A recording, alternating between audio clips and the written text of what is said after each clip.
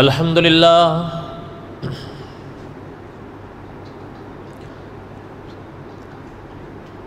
الحمد للہ نحمده ونستعینه ونستغفره ونؤمن به ونتوکل علیہ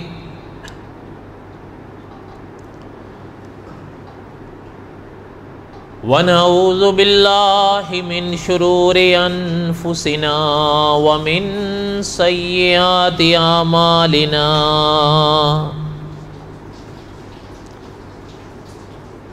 من يهده الله فلا مضل له ومن يضلله فلا هادي له ونشهد أن لا إله إلا الله وحده لا شريك له ونشهد أن سيدنا وسندنا ومولانا محمدا عبده ورسوله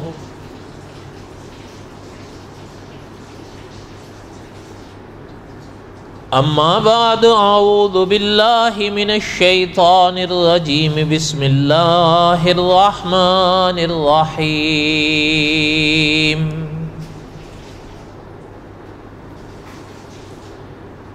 الف لام را تلک آیات الکتاب المبین اِنَّا أَنزَلْنَاهُ قُرْآنًا عَرَبِيًّا لَعَلَّكُمْ تَعْقِلُونَ نَحْنُ نَقُصُّ عَلَيْكَ أَحْسَنَ الْقَصَصِ بِمَا أَوْحَيْنَا إِلَيْكَ هَذَا الْقُرْآنَ وَإِن كُنْتَ مِن قَبْلِهِ لَمِنَ الْغَافِلِينَ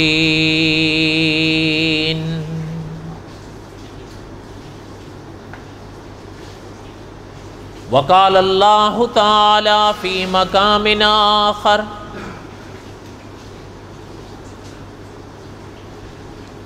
اِنَّا أَوْحَيْنَا إِلَيْكَ كَمَا أَوْحَيْنَا إِلَى نُوحٍ وَالنَّبِيِّينَ مِن بَعْدِهِ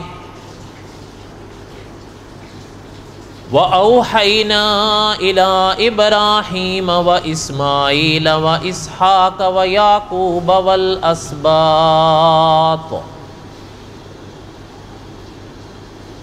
وعیسیٰ وأیوب ویونس وہارون وسلیمان وآتینا داود زبورا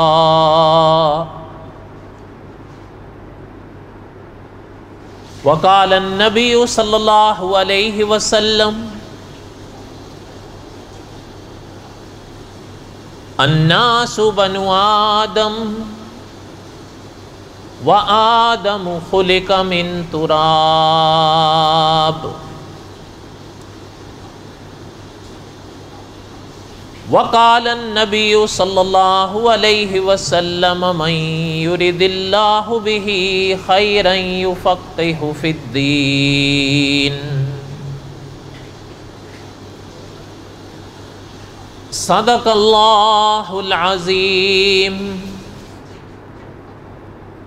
وصدق رسوله النبی الکریم ونحن على ذلك لمن الشاہدین والشاکرین والحمد للہ رب العالمین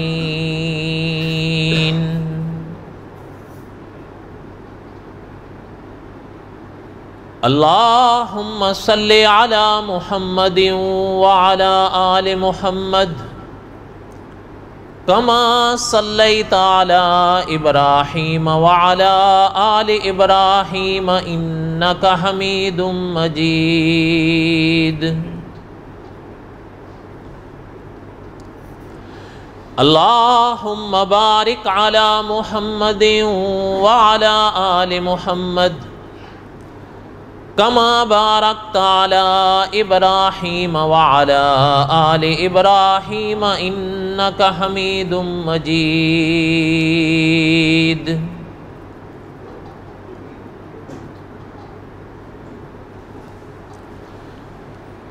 ہمہ قسم کی حمد و ثنا اللہ ذات لم یذل لا یزال کی پاک ذات کے لیے، صدق دل سے لا تعداد مرتبہ درود و سلام امام الانبیاء حضرت محمد رسول اللہ صلی اللہ علیہ وسلم کی پاک ذات کے لیے۔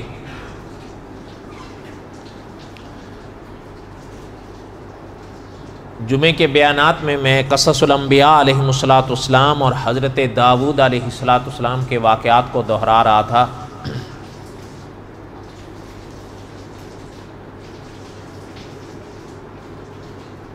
اور حضرت داؤد علیہ السلام کے واقعات میں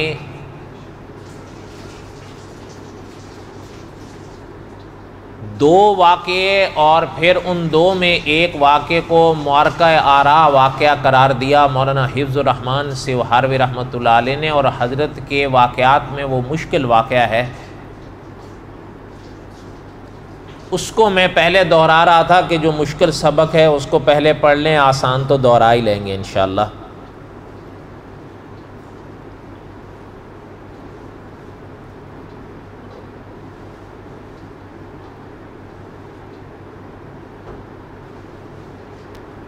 کلام پاک میں اس واقعے کو اللہ تعالیٰ نے سورۃ صاد میں بیان فرمایا ہے، وہ میں نے متن پاک ترجمے سے ساتھ آپ کو سنا دیا تھا۔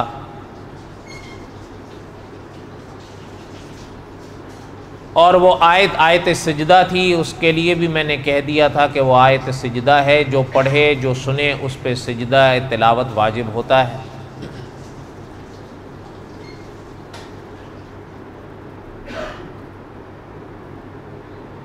اور بائبل میں جو ایک جھوٹی کہانی حضرت داؤد علیہ السلام کی طرف منسوب کر کے بیان کی گئی، وہ بھی میں نے بیان نقل کر دی تھی اور اس کی تردید بھی کر دی تھی۔ اس کو نقل اس لیے کیا تھا کہ کچھ لوگوں نے کلام پاک کی ان آیات کی تفسیر کے موقع پر بائبل کی اس کہانی کو لکھ ڈالا، اس لیے کچھ خلاصے کے طور پر اس کے الفاظ نقل کیے، کچھ کو چھوڑ دیا، کیونکہ حقیقت تو یہی ہے کہ مفتی تقی عثمانی صاحب نے لکھا ہے کہ وہ بائبل کی کہانی ایسی غلط اور جھوٹی ہے کہ وہ تو نقل کرنے کے بھی لائق نہیں۔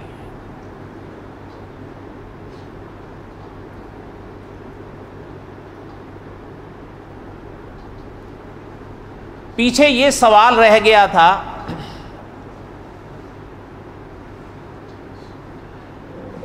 کہ پھر وہ آزمائش تھی کیا جو حضرت داؤد علیہ السلام کو پیش آئی تھی۔ میں نے عرض کیا تھا کہ علماء نے لکھا ہے کہ کلام پاک میں اس موقع پر ایک آزمائش کا ذکر ہے جو حضرت داؤد علیہ السلام کو پیش آئی، اور جب آنے والوں نے اپنا مقدمہ پیش کیا حضرت داؤد علیہ السلام کے سامنے، تو حضرت داؤد علیہ السلام سمجھ گئے کہ یہ تو ہماری آزمائش تھی، اور اس موقع پر محترم نے اللہ تعالیٰ سے معافی مانگی۔ بس قرآن پاک میں یہاں تک سمجھیں آپ۔ علماء نے لکھا ہے کہ وہ آزمائش کیا تھی جو حضرت داؤد علیہ السلام کو پیش آئی تھی، قرآن پاک میں اس کی وضاحت نہیں ہے۔ کچھ لوگوں نے تو خواہ ہی وہ بائبل والی کہانی اٹھا کے یہاں لگا دی۔ محققین علماء کا فیصلہ یہ ہے کہ بائبل کی اس کہانی کا کلام پاک کی ان آیتوں سے کوئی تعلق ربط نہیں ہے، وہ تو ایک جھوٹی کہانی ہے۔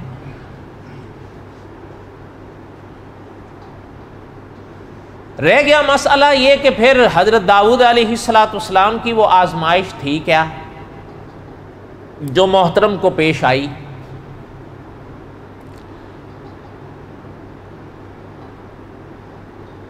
یہ تو بات مانی ہوئی ہے کہ قرآن پاک میں اس کا ذکر نہیں ہے کہ وہ آزمائش کیا تھی، اور علماء نے یہ بھی لکھا ہے کہ سرور کونین صلی اللہ علیہ وسلم کے بھی کسی فرمان سے ثابت نہیں ہے کہ حضرت داؤد علیہ السلام پر جو آزمائش پیش آئی تھی وہ کیا تھی۔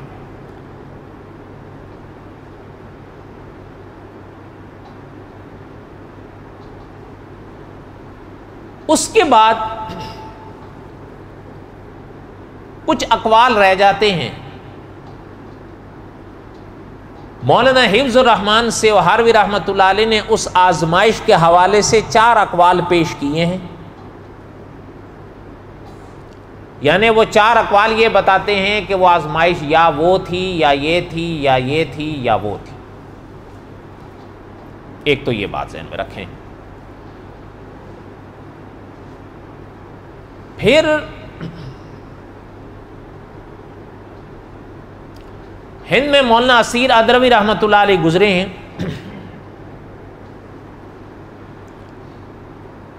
محترم نے ایک کتاب لکھی تھی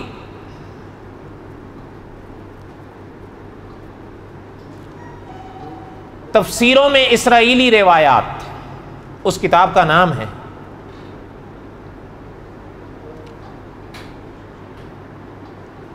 حضرت نے اپنی اس کتاب میں کلام پاک کی ان آیات کو لکھا ہے جن آیات کے تفسیر کے مقام پر کچھ لوگوں نے اسرائیلی روایات لکھ ڈالی ہیں۔ حضرت نے ان آیات کا انتخاب فرما کر اپنی اس کتاب کو لکھا ہے کہ تفسیروں میں اسرائیلی روایات کہاں کہاں لائی گئی ہیں اور ان کا اصل حکم اور فیصلہ کیا ہے۔ بڑی جامع کتاب ہے۔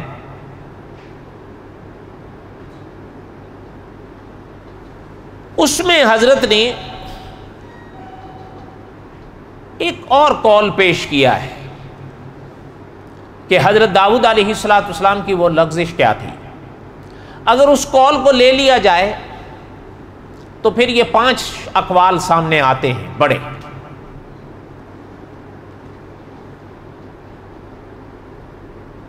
اور کوئی حیرانگی کی بات نہیں، علمی دنیا میں اقوال سامنے آتے رہتے ہیں۔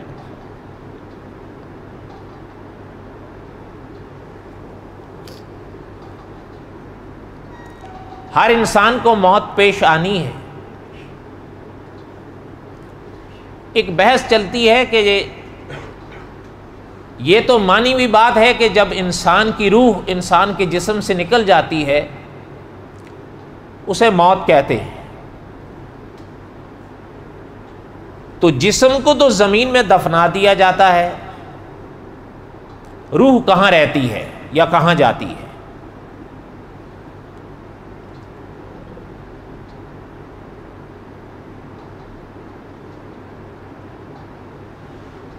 علامہ ابن القیم رحمۃ اللہ علیہ نے صدیوں پہلے کی حضرات ہیں، انہوں نے جسم سے روح انسان کی نکلنے کے بعد کہاں رہتی ہے اس کے بارے میں 16 اقوال لکھے۔ کتنے؟ 16، کہ وہاں رہتی ہے، وہاں رہتی ہے، وہاں رہتی ہے، وہاں رہتی ہے، یہاں رہتی ہے، یہاں رہتی ہے، 16 اقوال لکھے ہیں۔ اچھا، کوئی تعجب کی بات نہیں، علمی دنیا میں یہ ابحاث چلتی ہیں۔ 16 اقوال لکھنے کے بعد 14 کو خود ہی چھوڑ دیا ہے، 2 کا انتخاب کیا ہے، تو 14 تو گئے، وہ تو آپ پھر بات زیر بحث لانے کی بھی ضرورت نہیں رہتی۔ علمی دنیا میں یہ ابحاث چلتی ہیں۔ پہلے کتنے پیش کیے؟ 16، کتنے چھوڑے؟ 14، کتنے لیے؟ اور علامہ خالد محمود صاحب رحمۃ اللہ علیہ نے اپنی کتاب میں ذکر فرمایا ہے کہ وہ جو 2 ہیں، اگر کوئی انسان ان دونوں میں سے کسی ایک پر بھی آ جائے وہ رہے گا اہل سنت ہی کے دائرے میں، اس پر آ جائے یا اس پر آ جائے، دونوں میں سے ایک پر رہے۔ اللہ نہ کرے اگر دونوں کا انکار کرے گا پھر بات خطرناک ہو جائے گی، لیکن اگر وہ دونوں میں سے ایک پر بھی رہتا ہے تو رہے گا اہل سنت ہی میں۔ تو اس لیے کہنے کا مقصد یہ تھا کہ تفسیری روایات میں اقوال آتے رہتے ہیں. حضرت داؤد علیہ السلام کے اس واقعے میں بھی بڑے 5 اقوال ہمارے سامنے آتے ہیں. کوئی تعجب کی بات نہیں، اس لیے کہ میں نے عرض کیا کہ علماء نے لکھا ہے کہ حضرت داؤد کو وہ آزمائش کیا پیش آئی تھی قرآن پاک میں نہیں ہے. یہ تو ذکر فرمایا گیا کہ محترم کو ایک آزمائش پیش آئی اور وہ سارا واقعہ ہم نے پڑھ لیا، لیکن یہ وضاحت اللہ تعالیٰ نے نہیں فرمائی کہ وہ تھی کیا. اور سرور کونین صلی اللہ علیہ وسلم نے بھی احادیث طیبہ میں علماء نے حضور کے حوالے سے کوئی چیز نہیں لکھی کہ حضور نے فرمایا ہو کہ وہ آزمائش یہ تھی. اگر حضور کا فرمان سامنے آ جاتا تو بات ختم تھی. لیکن یہ بات تو ہے کہ جس بات کو اللہ تعالیٰ نے مبہم رکھا ہے تو پھر حضور نے بھی اس کو مبہم رکھا. اور اس لیے مفتی تقی عثمانی صاحب نے لکھا ہے، میں اگر وقت ہوا تو اس عبارت کو پڑھوں گا، کہ جس بات کو اللہ تعالیٰ مبہم رکھیں، حضور مبہم رکھیں، تو ہمیں اور آپ کو بھی چاہیے کہ آپ اور ہم بھی اس کو مبہم ہی رکھیں.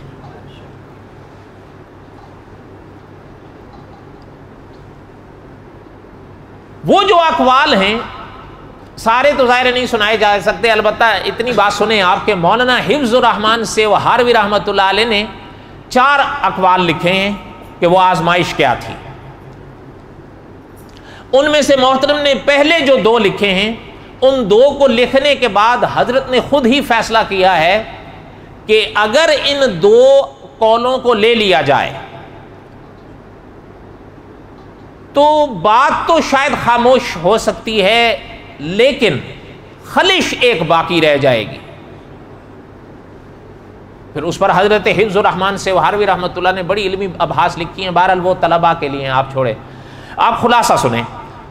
معنی کہنے کا یہ ہے کہ جو 4 حضرت نے لکھی ان میں سے پہلی 2 کے بارے میں تو خود ہی حضرت نے لکھ دیا ہے کہ اگر ان 2 کو اپنایا جائے تو ایک خلش دونوں میں باقی رہتی ہے. اور اس کی وجہ بھی حضرت نے لکھی ہے کہ یہ دونوں قیاسی ہیں، ان پر کسی بھی آثار سے ثبوت نہیں ہے، وجدانی بات ہے یہ. اس لیے ان 2 کو تو وہیں چھوڑ دیا. اس کے بعد 2 پیش فرمائی ہیں، لیکن ان 2 میں سے بھی جو دوسری ہے اس کو حضرت نے آثار سے لیا ہے، اور آثار سے لینے کے بعد حضرت نے اس کو حسن قرار دیا ہے، اور علماء نے بھی اس کو حسن قرار دیا ہے. کئی محدثین نے اس کو حسن قرار دیا ہے. اور وہ یہ ہے کہ حضرت ابن عباس رضی اللہ عنہما کا وہ اثر ہے. وہ فرماتے ہیں کہ اصل میں حضرت داؤد علیہ السلام کو وہ جو آزمائش پیش آئی تھی وہ یہ بات ہوئی تھی کہ حضرت داؤد علیہ السلام، یہ تو ہم پہلے پڑھ لیے کہ اللہ کے وہ نبی ہیں کہ جن کے بارے میں علماء نے لکھا ہے کہ اللہ ذوالجلال والاکرام نے یہ اللہ کے پہلے انبیاء علیہ السلام میں سے وہ نبی ہیں. حضرت داؤد علیہ السلام اللہ تعالیٰ کے انبیاء میں سے وہ نبی ہیں کہ جن پر اللہ نے بادشاہت اور نبوت کو اکٹھا کیا ہے. تو حضرت ابن عباس رضی اللہ عنہما نے فرمایا کہ محترم نے یہ انداز رکھا تھا اپنے گھر میں کہ گھر والوں کے ذمے یہ لگایا تھا کہ گھر میں کوئی بھی وقت 24 گھنٹے میں سے ایسا نہیں گزرنا چاہیے، چاہے ایک لمحہ ہی کیوں نہ ہو، کہ جب کوئی نہ کوئی ہم گھر والوں میں سے اللہ کی عبادت میں مصروف نہ ہو. کبھی میں خود ہوں گا، کبھی فرمایا بیٹے ہوں، کبھی اور حضرات ہوں، کبھی اہلیاں ہوں، کبھی کام کرنے والے ہوں. مانا یہ کہ گھر میں کوئی نہ کوئی فرد اور کاموں میں اگر بٹا ہوا ہے تو 1 یا 2 یا جو بھی کوئی نہ کوئی ایسا ضرور ہو کہ 24 گھنٹے میں وہ خدا کی عبادت میں ضرور ہو. مانا یہ کہ گھر میں کوئی لمحہ ایسا گزرنے نہ پائے کہ اللہ کی عبادت گھر میں نہ ہو رہی ہو. حضرت کی یہ بات سمجھ آئی؟ اب حضرت ابن عباس رضی اللہ عنہما نے فرمایا ہے کہ حضرت نے جب یہ نظام بنایا گھر میں تو وہ خوب نبھایا بھی. 24 گھنٹے میں کوئی لمحہ ایسا نہیں گزرتا تھا کہ جب حضرت داؤد کے گھر میں کوئی نہ کوئی خدا کی عبادت میں مصروف نہ ہو. جب یہ بات اور یہ طریقہ محترم نے مقرر فرمایا، حضرت ابن عباس رضی اللہ عنہما نے فرمایا کہ چونکہ اللہ کے نبی تھے، اللہ کے پیغمبر تھے، ایک دفعہ جب اللہ ذو الجلال والاکرام کی پاک بارگاہ میں باتیں ہو رہی تھیں تو اللہ کی پاک بارگاہ میں عرض کیا کہ اللہ، ہم نے یہ نظام اپنے گھر کا بنایا ہے. مولانا عبد الرحمن صاحب مظاہری رحمۃ اللہ علیہ نے لکھا ہے کہ محترم نے جو یہ الفاظ فرمائے کہ ہم نے اپنے گھر میں یہ نظام اللہ بنایا ہے کہ ایک لمحہ بھی ہمارے گھر میں ایسا نہیں گزرتا کہ جب داؤد یا آل داؤد میں سے کوئی آپ کی عبادت میں مصروف نہ ہو. مولانا عبد الرحمن صاحب مظاہری رحمۃ اللہ علیہ نے لکھا ہے یہ محترم نے ازراہ ناز کہہ دیا تھا، اللہ کو پسند نہیں آیا. ازراہ، یہ جو آثار الاحسان کے علماء ہیں نا وہ جانتے ہیں، ایک ناطہ ہوتا ہے ناز کا، ایک ناطہ ہوتا ہے نیاز کا. لیکن اللہ کے جو پیغمبر ہوتے ہیں ان کے مقام بڑے ہوتے ہیں، تو حسنات الابرار سیئات المقربین ہو جاتا ہے. مولانا عبد الرحمن صاحب مظاہری رحمۃ اللہ علیہ نے لکھا ہے کہ حضرت داؤد نے تو ناز کے انداز سے فرمایا، اللہ کو پسند نہیں آیا. ان کی بے نیازیاں ہیں، وہ ذات بڑی بے نیاز ہے. علامہ خالد محمود صاحب رحمۃ اللہ علیہ سے ایک دفعہ ایک صاحب کہنے لگے حضرت دعا کریں ہم ٹھیک ہو جائیں، بیمار ہیں فلاں فلاں. تو علامہ خالد محمود صاحب رحمۃ اللہ علیہ فرمانے لگے بھائی ہم دعا تو ضرور کر دیں گے مگر وہ بے نیاز ذات ہے، اس نے اپنی بھی تو کرنی ہے نا، تو حوصلہ نہیں ہارنا ہے، دعا کر دیں. باقی وہ بے نیاز ذات ہے، اس کی مرضی وہ مانے نہ مانے. مولانا عبد الرحمن صاحب رحمۃ اللہ نے لکھا ہے حضرت داؤد کو پسند، حضرت داؤد کے یہ الفاظ اللہ کو پسند نہیں آئے. مولانا حفظ الرحمان سے ہروی رحمۃ اللہ علیہ نے بھی لکھا ہے کہ اللہ نے جواب دیا کہ میرے داؤد، آپ نے جو اپنے گھر میں یہ نظام برقرار رکھا ہے یہ ہمارا ہی کرم ہے، اگر ہم توفیق نہ دیں تو کسی کے مجال نہیں ہے کہ یہ نظام قائم رکھ سکے. اسی لیے اپنا شیخ الحدیث مولانا عبد الحق صاحب ہوتے تھے اکوڑا خٹک میں رحمۃ اللہ علیہ، مولانا سمیع الحق صاحب رحمۃ اللہ علیہ کے والد تھے. آپ میں سے شاید کئی حضرات نے ان کو دیکھا ہو یا ممکن ان کا نام سنا ہو. اکوڑ دارالعلوم حقانیہ کے بانی تھے یہ، اور شیخ العرب والعجم مولانا حسین احمد مدنی رحمۃ اللہ علیہ کے شاگرد تھے. محترم فرمایا کرتے تھے، یعنی مولانا عبد الحق صاحب رحمۃ اللہ علیہ کی بات کر رہا ہوں، حضرت فرمایا کرتے تھے کہ اگر اللہ کی طرف سے کبھی نیکی کی توفیق ہو اور آپ وہ نیکی کر دیں تو کرنے کے بعد اللہ سے دعا کیا کریں کہ یا اللہ اس نیکی کی آپ نے توفیق دی ہے، اب آپ اپنے کرم سے اس کو قبول بھی فرمائیں. کیونکہ محترم فرماتے تھے نیکی کی توفیق ہونا اور بات ہے، اس کا قبول ہو جانا دوسری بات ہے. توفیق تو وہ کسی کو بھی کوئی دے دے، آگے اس کی مرضی وہ مانے یا نہ مانے. محترم نے لکھا ہے مولانا عبد الرحمن صاحب رحمۃ اللہ علیہ نے کہ اللہ نے فرمایا میرے داؤد یہ ہمارا ہی کرم ہے. اچھا آگے اللہ کی شان بے نیازیاں ہیں نا. مولانا لکھتے ہیں کہ اللہ نے فرمایا ہمارے داؤد ہم آپ سے ایک لمحے کے لیے اس کرم کو اٹھائیں گے، پھر ہم دیکھیں گے کہ آپ اس نظام پر کیسے برقرار رہتے ہیں. تو مولانا عبد الرحمن صاحب رحمۃ اللہ علیہ نے لکھا ہے کہ حضرت ابن عباس رضی اللہ عنہما نے فرمایا تھا کہ حضرت ابن عباس رضی اللہ عنہما فرماتے تھے کہ حضرت داؤد نے فرمایا اللہ جب آپ وہ فیصلہ فرمائیں تو مجھے بتا ضرور دیجیے گا. دعا کی، لیکن ساتھ ہی حضرت نے لکھا ہے اللہ نے محترم کی اس دعا کو قبول نہیں فرمایا. اللہ کی مرضی، اللہ مانے یا نہ. اچھا اب جب یہ حضرت ابن عباس رضی اللہ عنہما فرماتے ہیں کہ یہ اصل میں وہ آزمائش تھی کہ قدرت نے اپنی توفیق کو اس لمحے اٹھایا حضرت داؤد سے کہ اچانک راستہ ادھر ہے تو پھلانگ کر آئے محراب. کتنے آئے؟ اگر بول دیں کتنے آئے تھے؟ اور جھگڑا لے گا، اور ایسے آئے کہ حضرت داؤد بھی گھبرا اٹھے تھے، یہ کیا ہے؟ پہرے بھی موجود ہیں، دیواریں بھی موجود ہیں، محراب کی دیواریں بھلانگ کے آگے سامنے کھڑے ہو گئے، اتنا بڑا پہرا۔ تو ان کو حضرت داؤد، اچھا گھبراہٹ حضرت داؤد کی چہرے پر یہاں تک آ گئی کہ انہوں نے، آنے والوں نے بھی کہا کہ گھبرائیے نہیں، ہم تو ایک مقدمہ آپ کے پاس لے کر آئے ہیں۔ اچھا جب حضرت داؤد علیہ السلام نے وہ، چونکہ اب میں پھر وہ نہیں دہرا سکتا، وہ آیت والے سجدے والی ہے، پھر کرنا پڑے گا آپ لوگوں کو، اس لیے بس وہ ہو گیا۔ اب اس میں حضرت داؤد علیہ السلام کے سامنے جب وہ مقدمہ آیا، اس موقع پر حضرت داؤد کو خیال آ گیا کہ اوہ یہ تو میری وہی آزمائش آ گئی جو ہم نے کہا تھا۔ تو اللہ تعالیٰ نے فرمایا تھا ہم تھوڑی دیر کے لیے وہ کرم اور روکیں گے آپ سے، پھر ہم دیکھیں گے کہ آپ اس نظام پہ کیسے قائم رہتے ہیں۔ اس نظام پہ قائم رہے، اور کوئی بھی گھر کا فرد، حضرت ابن عباس رضی اللہ عنہما نے فرمایا اس وقت عبادت میں نہیں تھا، حضرت داؤد عبادت میں تھے، لیکن جیسے ہی وہ آئے تو حضرت داؤد تو گھبرا اٹھے، عبادت ٹوٹ گئی اور رک گئی، تو وہ جو نظام بنا رکھا تھا وہ رک گیا، اس لیے کہ خدا نے تھوڑی دیر کے لیے اپنا کرم۔ تو علماء نے لکھا ہے اصل میں یہ حضرت داؤد کا مقام تھا کہ اللہ نے ان کو تنبیہ فرما دی کہ یہ الفاظ نہ کہیں، یہ آپ کی زبان سے آپ نہ کہیں گے۔ علماء نے لکھا ہے یہ کوئی گناہ کی باتیں نہیں، لیکن انبیاء کا مقام اتنا بڑا ہوتا ہے کہ اللہ ذوالجلال والاکرام اپنے انبیاء کو ان باتوں تک بھی نہیں رکھتے۔ یہ ہے وہ آزمائش جو مولانا حفظ الرحمان سیوہروی رحمۃ اللہ نے لکھا کہ جسے محدثین نے حسن قرار دیا ہے، وہ نہیں وہ اوریا والا واقعہ، وہ تو ایک من گھڑت بائبل کا قصہ ہے، اس کا اس واقعے سے کیا تعلق؟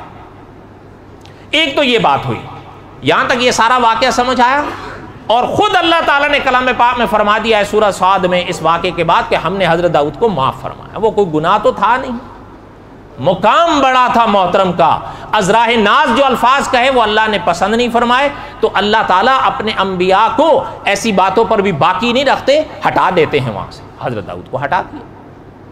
ایک تو یہ بات۔ دوسری بات، مولانا حفظ الرحمان سیوہروی رحمۃ اللہ علیہ نے لکھا ہے کہ حضرت داؤد علیہ السلام کے واقعات میں ہی کلام پاک میں ایک اور واقعہ ہے، اور اللہ تعالیٰ نے خود اس واقعے کو قرآن پاک میں بیان فرمایا ہے۔ وَدَاوُودَ وَسُلَيْمَانَ اِذْ يَحْكُمَانِ فِي الْحَرْثِ۔ اچھا یہاں پر اللہ تعالیٰ حضرت داؤد اور حضرت سلیمان کے تذکرے کو اکٹھا لائے ہیں، اور شاید یہ آپ نے پڑھ رکھا ہوگا یا سنا ہوگا، حضرت سلیمان یہ حضرت داؤد ہی کے بیٹے تھے، اور حضرت سلیمان ہی حضرت داؤد کے وارث تھے۔ وَدَاوُودَ وَسُلَيْمَانَ اِذْ يَحْكُمَانِ فِي الْحَرْثِ۔ اللہ فرماتے ہیں جب وہ دونوں ایک کھیت کا فیصلہ کر رہے تھے، اذ نفشت فیہ غنم القوم، جب بکریوں کے ریوڑ نے رات کے وقت ایک کھیت اجاڑ ڈالا تھا، اذ نفشت فیہ غنم القوم، اجاڑ دیا، وَكُنَّا لِحُكْمِهِمْ شَاہِدِينَ، اللہ نے فرمایا جب وہ یہ مقدمہ اور فیصلہ کر رہے تھے نا، ہم وہاں موجود تھے۔ فَفَحَّمْنَاهَا سُلَيْمَانَ وَكُلًّا آتَيْنَا حُكْمًا وَعِلْمًا۔ بقیہ تھا قصہ ہے حضرت داؤد، آئندہ سنتیں پڑھیں، وَمَا عَلَيْنَا إِلَّا الْبَلَاغُ۔